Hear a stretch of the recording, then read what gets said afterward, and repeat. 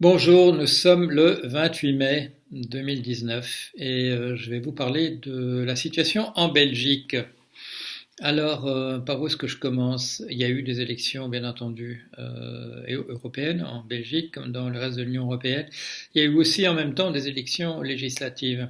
Et donc, on peut parler à la fois de l'un et de l'autre dans ce pays-là. Et le roi est en consultation pour essayer de constituer un gouvernement. Mais avant d'essayer pour illustrer, non, pour éclairer, voilà, pour éclairer la situation devant laquelle on se trouve, il faut, surtout si on explique ça à un certain nombre de personnes qui sont pas belges, il faut expliquer le contexte. Et le contexte est compliqué. Et en particulier si je vais dire des choses que certains Belges ne savent pas nécessairement et que la quasi-totalité des Français ignorent complètement sur la manière dont la Belgique s'est constituée. Parce que la constitution du cadre est un élément tout à fait pertinent.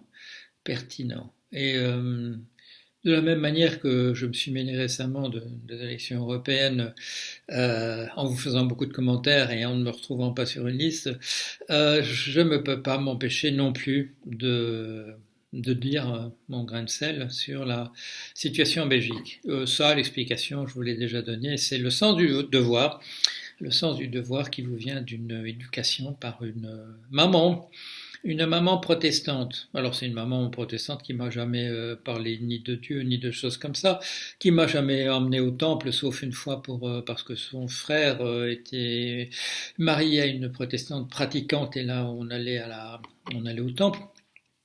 Mais sinon non, c'était du comment dit-on eh bien, je vais reprendre l'expression excellente de mon ami Emmanuel Todd. J'ai été élevé dans une famille protestante zombie. Voilà, c'est-à-dire on n'est plus protestant du tout, sauf qu'on l'est entièrement parce que on a été façonné de cette manière-là. Et donc voilà, vous avez déjà compris, si vous lisez un peu mon blog depuis 12 ans, il faut absolument que je me mêle de tout, que j'essaye de tout réparer, etc., etc. Sur la Belgique, je vais laisser entendre que je suis comme toujours une bonne volonté, mais à votre intention, je vais surtout expliquer de manière détaillée la difficulté de la chose. Alors je commence avec la Gaule Belgique. Vous savez, la Gaule Belgique et les Belges vous répètent toujours cette proposition sortie de la guerre des Gaules de Jules César pendant la guerre des Gaules. On est autour de quoi? De 57 avant Jésus-Christ. Fortissime sunt belgae. Alors pour les petits enfants des écoles, à l'époque où on s'intéressait aux Romains ou à l'époque où on s'intéressait au latin, dans les écoles où on enseignait aux petits enfants, on leur disait ça veut dire fortissime, bah, ce sont les plus forts. Alors il y avait bien des analystes qui disaient non, non, fortissime, c'est-à-dire les plus rudes, les plus grossiers, les plus barbares, les moins dégrossis, etc. De toute façon, tout ça, ce que c'était que la Gaule Belgique n'a pas beaucoup d'importance pour les Belges aujourd'hui, parce que, je vais vous dire, il y avait trois capitales en Gaule Belgique, c'était Reims, c'était Trèves et c'était Besançon. Euh, alors c'était quoi? Eh ben, écoutez, c'était très simple. C'était tout ce qu'il y avait au nord de la rivière Seine jusqu'à ce qu'on arrive à la rivière Rhin. Voilà, tout ce qui était coincé entre le Rhin et la Seine, c'était du point de vue de Jules César et des Romains en général, d'Auguste qui avait divisé la Gaule Belgique en trois provinces. Tout ça, c'était la Belgique. Donc, c'était beaucoup plus grand que la Belgique que nous connaissons. Alors, je vous passe pas mal d'étapes. Je vous passe Charlemagne et Louis le Débonnaire euh, et Lothaire, parce que la Belgique fait partie de la Lotharingie. Et vous le savez, au Moyen Âge, il y a un certain nombre de ducs de Bourgogne qui se mettent en tête de reconstituer la Lotharingie. Et au point, ils réussissent pas mal. Lotharingie, c'était donc la bande qui était coincée entre le Saint-Empire de la nation germanique et la France qui s'appelait la France parce que des envahisseurs germaniques appelés les Francs étaient parvenus à prendre à ce point le pouvoir qu'ils avaient même donné leur nom au pays. Je signale à la suite de mes petites recherches montrant que la famille Jorion est encore tout à fait n'a pas encore bougé. Après, ça nous fait quoi? Ça nous fait après 1700 ans, les Jorion n'ont toujours pas bougé du petit triangle entre Tournai, Mons et Valenciennes, dans lesquels les francs saliques étaient allés s'installer. Bon, alors nous on est le plus fort, c'est nous qui avons gagné. Ça me permet moi de faire mes petites vidéos avec une grande autorité puisque voilà je suis dans le parti des vainqueurs. Vous savez que par ailleurs, je ne crois pas à toutes ces fadaises, je crois qu'il se passe beaucoup de choses dans l'histoire et que quand on arrive à l'arrivée, on est très très loin du point de départ. Il s'est passé tant de choses, il y a tant de choses qui se sont mêlées dans ces histoires. Il se fait quand même que les ducs de Bourgogne arrivent à reconstituer partiellement une Lotharingie au point de mettre la capitale de la Bourgogne, ça peu de personnes le savent, de faire de la capitale de la Bourgogne, de la déplacer de Dijon à Bruxelles. Voilà. Et donc, à l'époque de, comment s'appelle-t-il, Philippe le Bel, et de Philippe III le Hardi, et de Charles II le Téméraire, la capitale de la Bourgogne est établie à Bruxelles, comme vous pouvez le voir sur le fameux tableau du repas du faisan, ou un truc comme ça. Vous pouvez trouver ça facilement, probablement sur Wikipédia. Alors, on saute quelques années. La Belgique, c'est essentiellement une partie de la Bourgogne avec une partie des Pays-Bas. Il y a surtout des héritages, et à la suite d'un héritage, Charles Quint, le roi d'Espagne, décide de constituer les 17 provinces.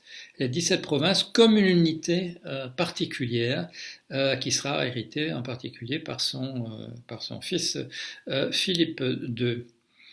Qu'est-ce que c'est que les 17 provinces? Eh bien, les 17 provinces, ce sont les 7 provinces de ce qu'on appelle la Hollande aujourd'hui, les Pays-Bas d'aujourd'hui, et puis un certain nombre d'autres provinces. En Belgique, on considère qu'on en a 9. Peut-être qu'une c'est le Luxembourg, ça il faudrait que j'aille regarder.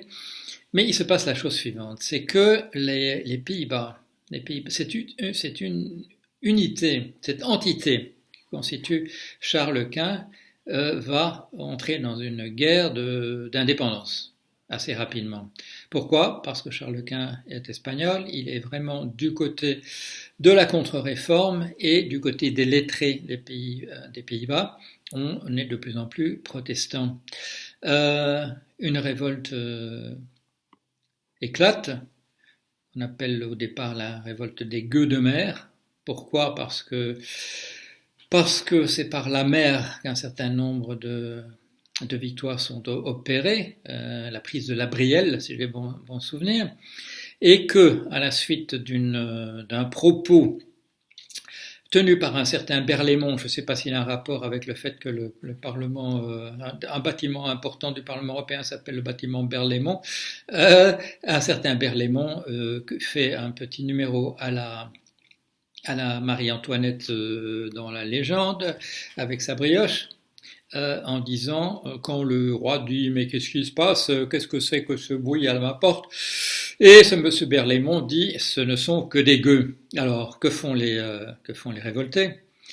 Ils se réunissent un jour déguisés en gueux et ils reprennent cette expression infamante comme étant la leur. Et ils se révoltent. Et là-dedans, il y a des gens du peuple, il y a des gens, beaucoup de la noblesse. Et à la tête de cette révolution, de cette rébellion contre les Espagnols, se trouvent en particulier les comtes de Horn et d'Egmont, qui seront décapités pour leur rébellion. Si vous connaissez un peu Bruxelles, vous savez qu'il y a il y a le Sablon, qui était une ancienne carrière de sable, comme le nom l'indique. Et il y a le Grand Sablon, qui est une espèce de place devant une très très belle, visitez là d'ailleurs, une très belle chapelle qui se trouve là.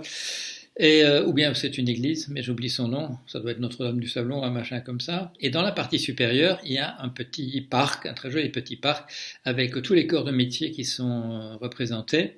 Et au milieu, il y a une grande statue, voilà, des grands héros de la rébellion contre les Espagnols, les comtes d'Egmont et de Horn, décapités. Je ne sais pas s'ils ont été décapités là, c'est peut-être pour ça que ce parc se trouve là. Toujours est-il qu'il se passe la chose suivante, c'est que une partie des provinces parviennent à obtenir leur indépendance et par la lutte dans un certain nombre de batailles. Les frontières auraient pu être différentes. À un moment donné, il y a le prince de Nassau qui envisage de faire encore une bataille plus au sud et puis qui décide prudemment de ne pas le faire. Alexandre Farnèse, général espagnol, met le siège devant Anvers et Anvers capitule. Anvers et tout ce qui se trouve au sud d'Anvers n'obtient pas son indépendance. Les 7 provinces unies obtiennent leur indépendance. Ce sont les Pays-Bas d'aujourd'hui.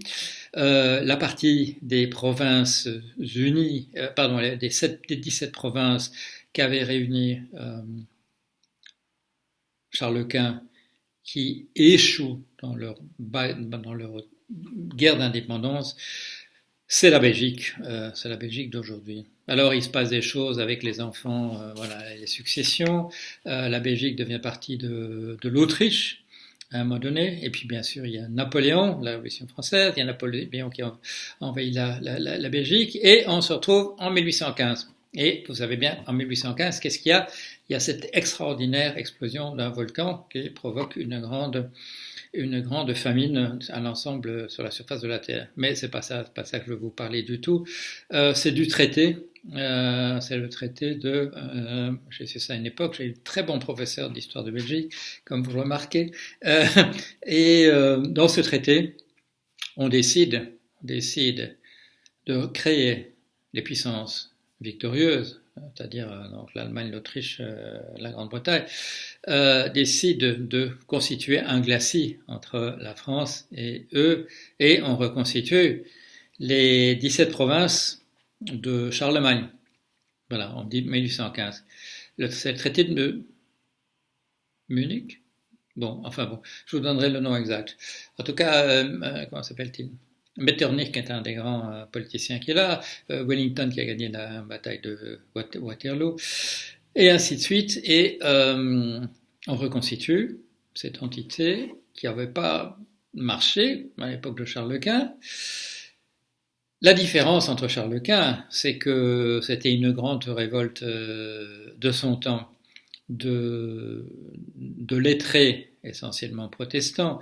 Egmont et Horn étaient des protestants, bien qu'ils étaient belges si vous voulez.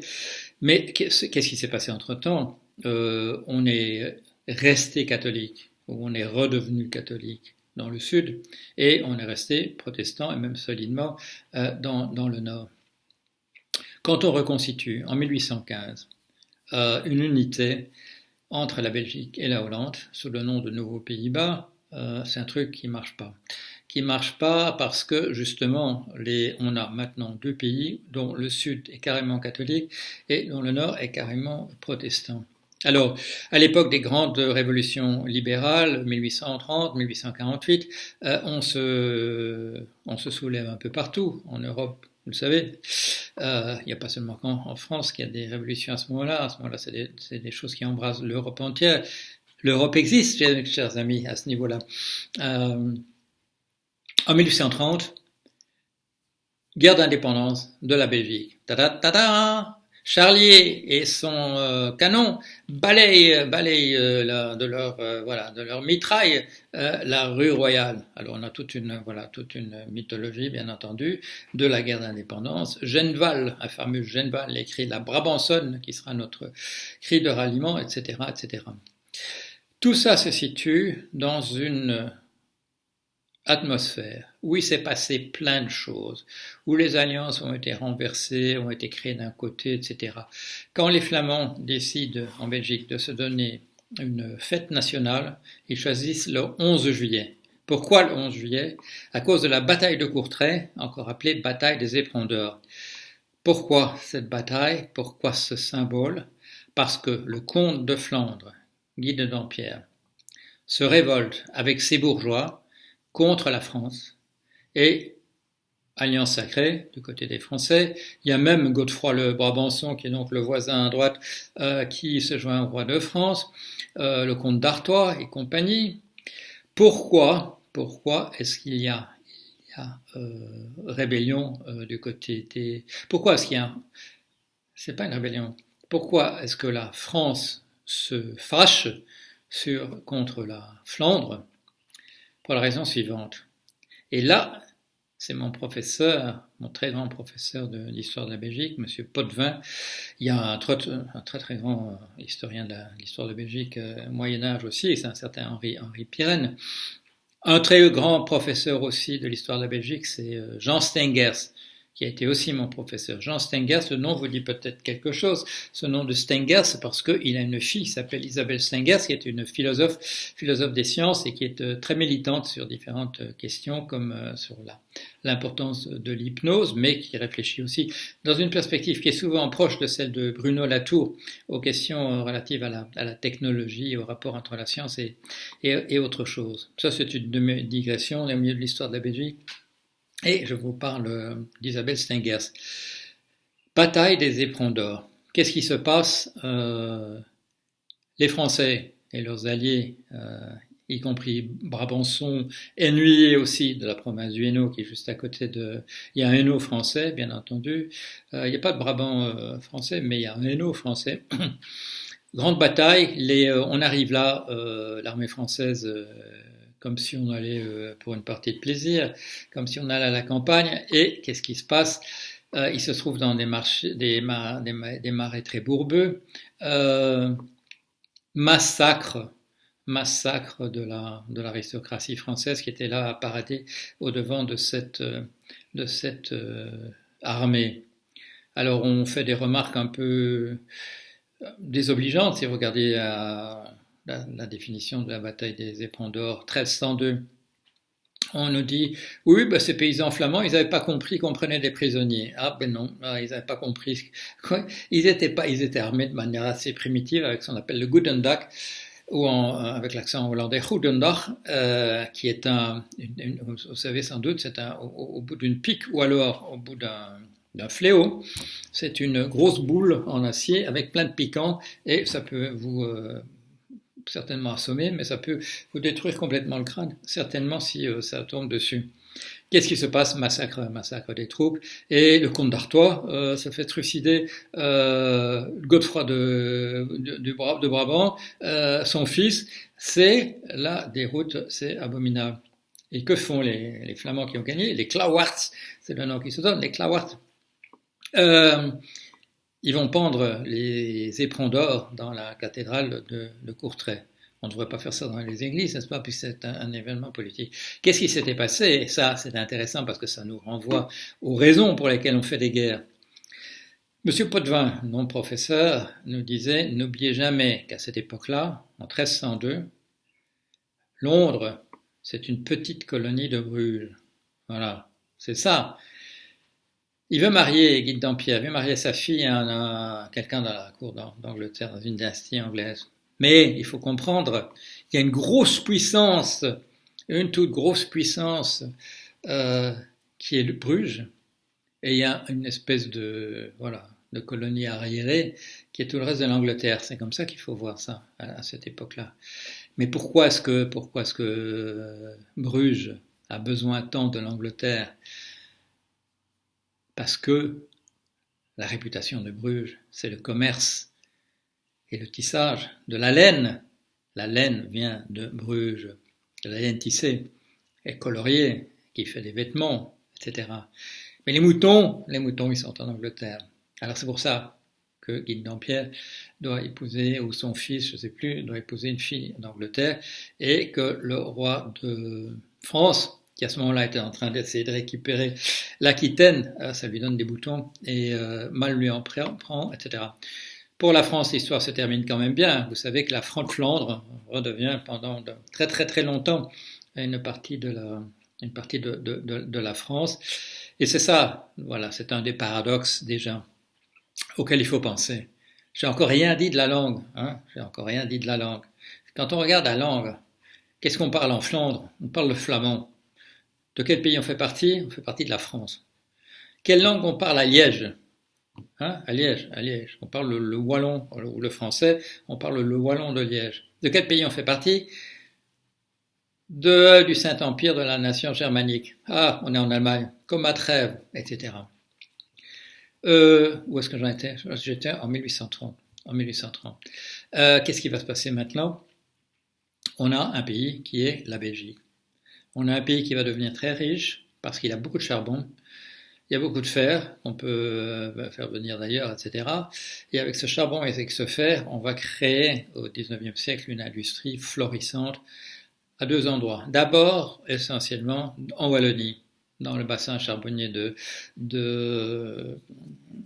Borinage, du côté de la région de Charleroi, tout ça, avec les grands terrils qui sont toujours là. Ça déborde évidemment sur la France. On n'est pas, c'est comme les nuages de Tchernobyl, le charbon, ça s'arrête pas aux frontières.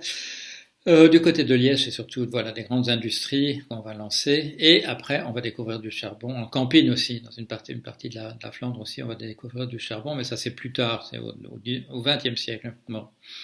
Et donc ce qu'on va voir se développer en Belgique, c'est une partie très riche qui est le sud, et une partie pauvre, c'est de l'agriculture, sur des terrains, quand c'est la campine, sur des terrains sablonneux, c'est pas terrible, et ainsi de suite. Et qu'est-ce qu'on a aussi? On a des riches qui parlent le français et des pauvres qui parlent le flamand. Voilà. Le flamand, c'est basse classe, comme on dit en Wallonie. Tous les gens riches, tous les gens qui ont un peu d'argent, tous les gens qui peuvent envoyer leurs enfants à l'école, ils parlent français. On parle en français dans toutes les grosses villes. On parle français, bien entendu, à Anvers, on parle à Gand, etc., etc. Mais ça restera mal vu. Qu'est-ce qui va se passer? Il va se passer des choses comme le fait que quand les Allemands envahissent la Belgique, ils jouent sur le nationalisme flamand, ils jouent sur le ressentiment. On va créer une université où on parle néerlandais, flamand, à Gand, sous l'occupation allemande de la Première Guerre. Les Flamands doivent aux Allemands envahisseurs le fait de pouvoir parler leur langue dans une université dans leur pays. Il y avait bien Louvain, mais Louvain c'était aussi une ville bourgeoise avec des bourgeois qui parlaient français, etc. dans la partie flamande du pays. Et il y avait Bruxelles. À Bruxelles, il n'y avait pas d'université avant l'indépendance, et se créer une université indépendante, l'université libre de Bruxelles, mais qui reste très loin pendant très longtemps d'avoir la réputation d'université importante comme l'université de Louvain. Bourgeoisie bien établie, qui parle français. Je vous ai peut-être déjà raconté ça une fois, une copine à moi qui appartient à la bourgeoisie d'Anvers, qui me jure savoir le bois, savoir de fer, croix de fer, etc., qu'elle parle pas un mot de flamand. Et quand je suis un jour invité chez elle, la bonne laisse tomber quelque chose de la table, et la malheureuse bonne, elle reçoit. Elle se fait tancer pendant un bon quart d'heure dans un flamand impeccable par ma copine. C'est comme ça c'est le symbole, c'est comme ça que ça marche. Tout ça crée du ressentiment. Voilà. Deuxième Guerre mondiale, les Allemands voient aussi, qui ont envoyé la Belgique également, à ce moment-là, voient aussi d'un bon œil le nationalisme flamand et encouragent le nationalisme flamand. Quand la guerre se termine, là on arrive à 1945, et le nationalisme flamand, il a cette image, lui est associée cette image, d'avoir collaboré, d'avoir été encouragé par les Allemands, etc. Et les francophones ont beau jeu de dire, oui, mais le nationalisme flamand, c'est une invention des Boches, n'est-ce pas? Et voilà. Bon. Alors, moi, je suis né en 1946, j'ai vécu dans ce pays bilingue. J'étais bilingue à la maison parce que donc mon père wallon de Charleroi, ma mère hollandaise de Rotterdam. Donc on parlait les deux langues, on ne les parlait pas en même temps, on savait parler l'une et l'autre. Le hollandais qu'on parlait dans ma maison, c'était pas exactement le flamand qu'on parlait autour. Bon, c'est un autre dialecte de la même langue. Encore qu'il y ait des discussions sur savoir si le flamand et le hollandais viennent exactement du même endroit, mais je penserai là-dedans aujourd'hui. Alors, on arrive maintenant et on est à aujourd'hui. Alors, les élections. Qu'est-ce que ça nous donne? J'ai fait tout mon petit machin historique pour que vous ne soyez pas surpris par ce que je vais vous dire. Parti qui a obtenu le plus de voix en Belgique, le N-VA, Nieuwe Vlaamse Alliantie, un parti qui vient d'une dissidence d'un parti nationaliste flamand qui s'appelait la Volksunie, l'union du peuple. Il y a une branche radicale qui est devenue le Vlaamse Blok et une partie plus, je dirais, présentable, comment dire, civilisée, qui s'appelle le Nieuwe Vlaamse Alliantie et qui est dirigée par un certain monsieur Bart de Wever, bien connu. NVA 13,5%. Vlaamse Belang, je dis Vlaamse Blok. Ce Vlaamse Blok, en 2004, on l'oblige à se modifier parce qu'il est vraiment condamné pour racisme devant les tribunaux. Il va prendre un autre nom, il va s'appeler Vlaamse Belang, mais en gros, c'est à peu près la même chose. On a changé un peu les textes pour ne pas tomber sous l'accusation de racisme absolu, mais c'est toujours ça. Et c'est ce parti-là qui est le grand vainqueur des élections d'il y a 2 jours. Qu'est-ce qui nous vient ensuite? Le PS, Parti socialiste, qui est francophone, avec 10,5%. Il y a une séparation absolue entre les socialistes néerlandophones et les socialistes francophones, donc c'est pas le même parti, mais moi, pour quand même avoir donné une idée de ce que les choses représentent sur un éventail politique, je vais additionner les 10,5% du Parti socialiste francophone avec les 6,1% du Sociale Partij Anders. 6 plus 1 plus 10,5, ça nous fait 16,6. C'est un groupe important. Il y en a un plus important, c'est les libéraux. Les libéraux au sens où on dit néolibéral ou libéral. Il y a 2 composantes là aussi c'est pareil. Open VLD en Flandre, 9,6, et MR, Mouvement des réformateurs, si j'ai bon souvenir, qui est le nom des libéraux francophones, 7,6. Au total, ça nous fait 17,2. Donc ça, c'est plus que les 16 plus 6 des socialistes mis tous ensemble. Écolo, 7,8. Groen, qui veut dire vert en flamand, 7,4. Ensemble, ça leur fait 15,2. Donc on a 3 groupes là. Allez, si on met le NVA et le Vlaams Belang ensemble, ça nous fait 25% pour l'ensemble du pays. Hein. Je ne distingue pas les régions, 25%. Ensuite, on a les libéraux, si on les met tous ensemble, ça nous fait du 17,2. Ensuite, en mettant tous les socialistes ensemble, on a 16,6. Ensuite, en mettant tous les écolos, tous les verts ensemble, ça nous fait 15,2. Et puis, on a ce qui reste du mouvement catholique.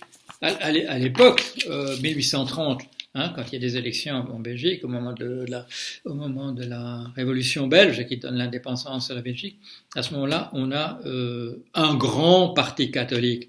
Il n'y a qu'une seule université d'État, c'est l'université catholique de Louvain. Tout est catholique, etc. Et les libéraux vont apparaître petit à petit comme étant une contestation contre ça. Ce sont eux qui vont créer l'université libre de Bruxelles, justement. Ce sont les libéraux, les francs-maçons qui vont essayer de créer ça. Et une dizaine d'années plus tard, 20 années plus tard, les socialistes vont émerger à l'intérieur des libéraux. En partie, et ça j'en parle assez longuement dans mon livre qui s'appelle Défense et illustration du genre humain, l'apparition du socialisme en Belgique à l'occasion des débats où le à propos de la présence de Victor Hugo en Belgique à l'époque de la Commune et la déclaration de Victor Hugo qui décide qu'il ouvre sa maison aux communards en fuite et le gouvernement catholique belge qui le prend très très mal et qui commence à bombarder sa maison durant la nuit et conduisant le lendemain, la Belgique a expulsé Victor Hugo qui se rendra au Luxembourg. Mais pour défendre Victor Hugo,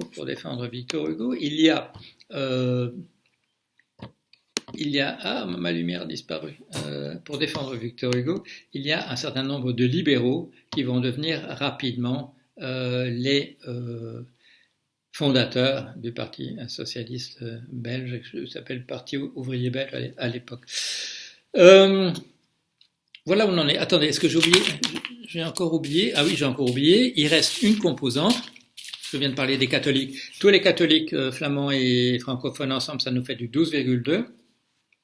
Et héritier de l'ancien Parti communiste, le Parti du travail de Belgique avec 5,7%. Et Partij van de Arbeiders en Flandre, qui est l'équivalent. Et là, ils sont unis. Ils ont des noms différents, mais c'est un seul parti avec 8,7. Bon, alors, 25% de nationalistes flamands, à peu près 17% de gens qui se disent encore socialistes, auxquels on peut peut-être ajouter les 8,7% de gens qui se disent encore communistes. On peut peut-être le dire comme ça parce qu'il y a dans ce parti des gens qui écrivent encore des livres sur le fait que Staline n'était peut-être pas un si mauvais gars que ça, etc. Bon, alors les anciens catholiques et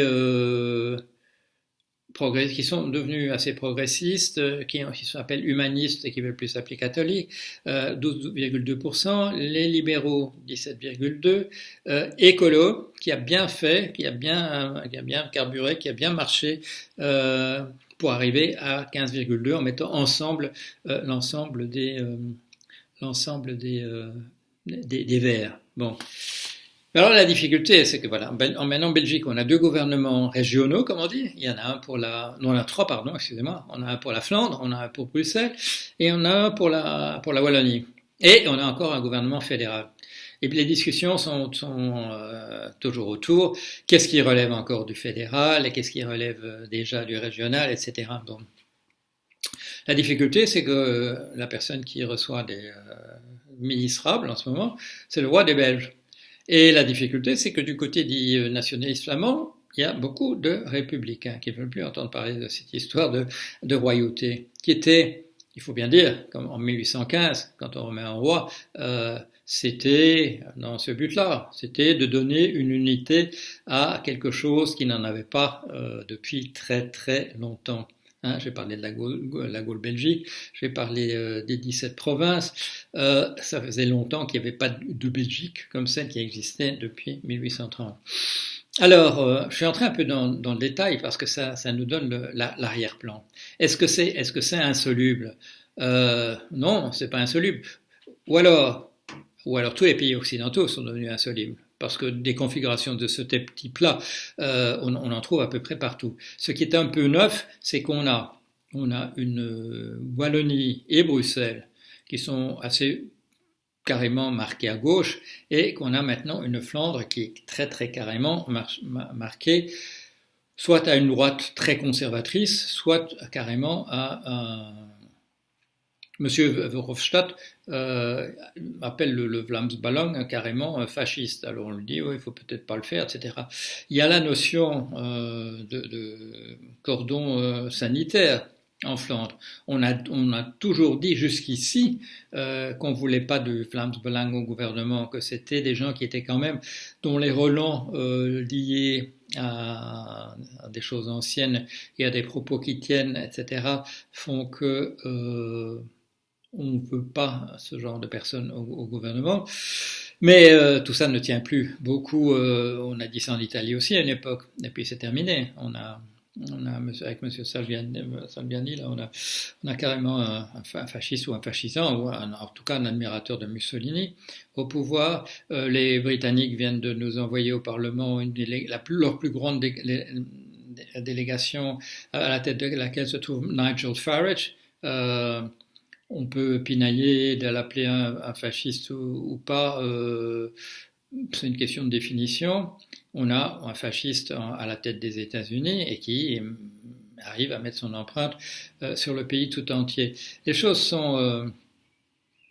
cette idée de cordon sanitaire qu'on peut garder à l'extérieur du système, je dirais, normal, ordinaire, une partie de la population en disant qu'ils ne sont pas fréquentables. On parle voilà, de la droite civilisée et de la droite non civilisée, de garder les non civilisés à l'extérieur quand ça devient, comme dans une région comme la France, comme la Flandre, quand ça devient 25%, ça devient extrêmement compliqué de continuer à dire que c'est une petite minorité, etc. En Wallonie, oui.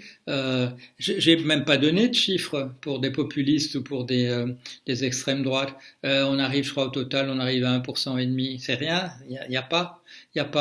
La Wallonie et Bruxelles sont encore à l'abri de ce glissement qui est en train de se faire. Pas de problème de savoir s'il faut faire entrer les fascistes au gouvernement régional de Bruxelles ou de Wallonie. Il n'en est pas question. Ils ne sont pas représentés, ils sont nulle part. Ils ne sont même pas dans la rue. La protestation, je dirais, la plus radicale, elle a pris la suite de ce qui était l'ancien parti communiste du côté du PTB, PVDA du côté flamand. Alors voilà où on en est. Je vais faire des choses, comme j'expliquais, je ne peux pas m'empêcher de me mêler des choses. Je me mêle de l'Europe parce que je suis européen, je me mêle de la Belgique parce que je suis belge. On va voir. Il y a déjà une décision qui a été prise, on va faire une déclaration solennelle à deux. Si vous savez avec qui je fais en général des choses à deux à propos de la Belgique, vous avez déjà deviné, mais on ne va pas vous en parler avant que ce soit déjà fait. On s'occupe de ça la semaine prochaine et on va essayer de mettre les points sur les i du point de vue de deux personnes dont on a l'amabilité en Belgique de dire que ce sont deux grands économistes belges. Voilà. Je vous tiens au courant pour la suite. Là, je vous ai un peu parlé d'histoire. C'est pour vous donner le contexte, pour que vous ayez un peu une idée dans quel cadre se situe une vidéo où on parle de la situation en Belgique. Voilà, allez, à bientôt.